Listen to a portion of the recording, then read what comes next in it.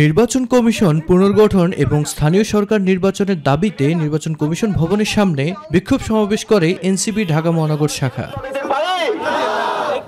সমাবেশে এনসিপি নেতারা বলেন, নির্বাচন কমিশন কর্তৃক বিএনপি নেতার মেয়রের বৈধতা দিয়ে পতিত শেখ হাসিনার অবৈধ নির্বাচনের বৈধতা দিয়েছে।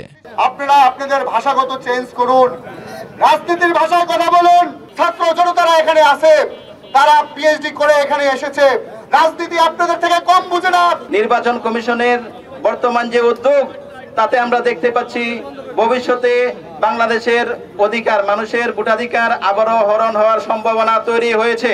আমরা সন্তানদের ফাঁসির কাজটাও দেখতে চাই না, কিছু না। দেশটা আমার, দেশটা আপনার, এই দেশটা কোনো সুবিধাবাদীর না।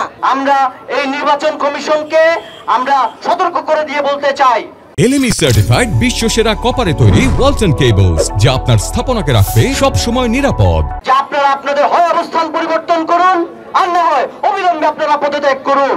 বিক্ষোভকে ঘিরে কমিশনের সামনে আইন শৃঙ্খলা বাহিনীর ব্যারিকেড থাকলেও বেলা 1:30টার দিকে ব্যারিকেড উপেক্ষা করে গেটে অবস্থান নেয় এনসিপি।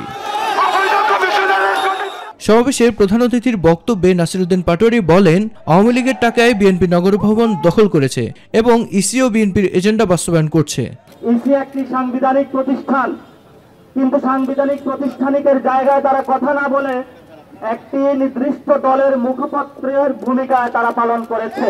যারা বিএনপির মুখপাত্র হিসাবে কাজ করছে, বাংলাদেশের এডুকেশন সেক্টরকে ডুবিয়ে দেওয়ার জন্য ওয়াহিদউদ্দিন ভাই কাজ করছেন, বাংলাদেশের ফাইন্যান্সিয়াল সেক্টরকে ডুবিয়ে দেওয়ার জন্য সালাউদ্দিন ভাই কাজ করছেন, বাংলাদেশের আইন মন্ত্রণালয় ডুবিয়ে দেওয়ার জন্য আসিফ নজরুল কাজ করছেন।